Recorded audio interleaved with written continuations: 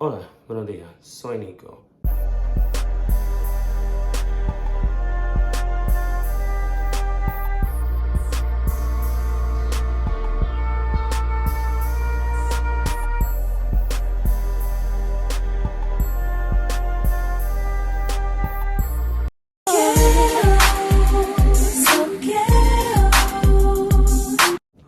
And today, I'm here to bring you your weekly tea from Brooklyn, New York. Nico, I'm actually on vacation, but you know, work does not necessarily stop when you can work from anywhere you go.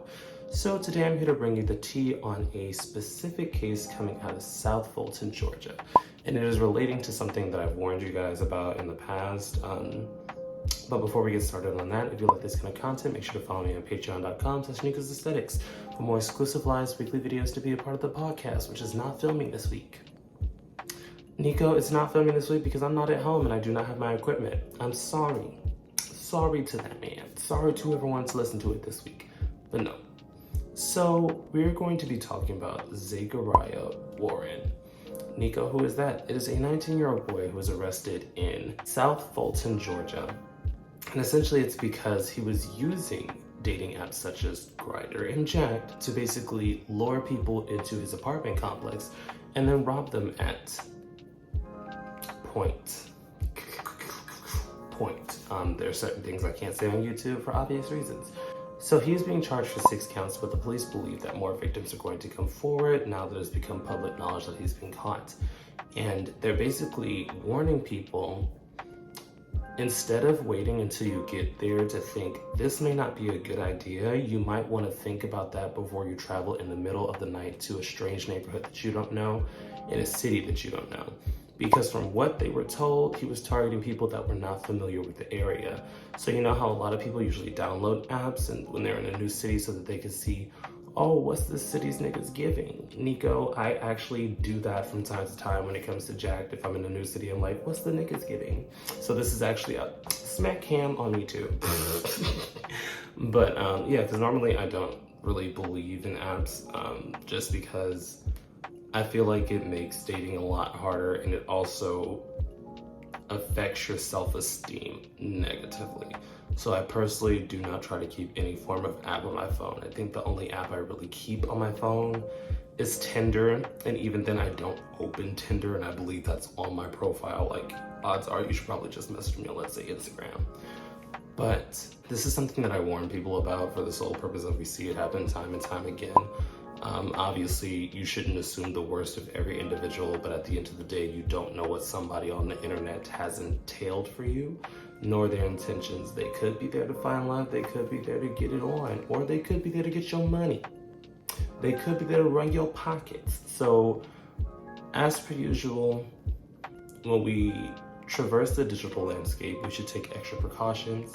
You know, if you can, alert one of your friends, the location you're going to be at, the pictures of the alleged person you're going to be there. To my knowledge, a lot of dating apps have started adding video chat features. So if you're meeting up with a stranger, no matter how DL, no matter how, oh, I don't like to be on camera, etc., FaceTime them. Nico, if you're about to drive and use your gas money, whip your wheels across the city to go get some peen and or Bucci, the least they can do is answer that video chat for the sole purpose of you need to identify who is behind there. I understand that some people prefer the anonymity. I understand that some people will actually be turned off and maybe cancel the encounter if you try to push for, I want to see that it's actually you before I go there. But seeing as how this is becoming more common, especially with how hard things are financially, people are becoming desperate and they're looking for any way to scam and or rob, I would definitely suggest taking that extra step of precaution if you still want to use the apps, because, you know, it's easy enough to say just don't have apps unless it's like some rare occasion like Pride or you're in a new city. But I would rather be realistic about it and just say, just verify who you're talking to, especially because a lot of people, you can get their Instagram off of their apps if you talk long enough. Just pace it out, you know? If anything, just be careful. If you don't know the area, try to meet up somewhere that isn't too sketchy. And I understand that's hard if you don't know the area, but it's just taking that extra step of precaution. And as per usual, I would love to hear your opinion on the situation. How do you feel about the increase in the robberies happening off of apps? How do you feel about the concept of basically going meet a stranger across the city that you don't necessarily know where you're going to for the sole purpose of meeting up for a sneaky link?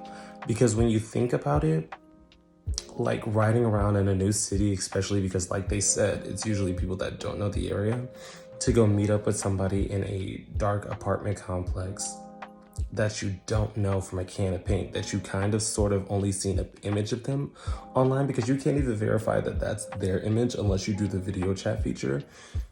It's like we put ourselves in a lot of danger just for the, the ease of access of casual sex.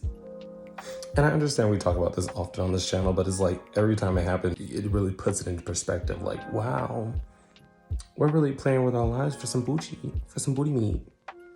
But yeah, definitely drop your opinions and experience down below. Boop. And now for a quick shout out to this week's third eye tier subscribers, Bear99 and Jalen. You are greatly appreciated.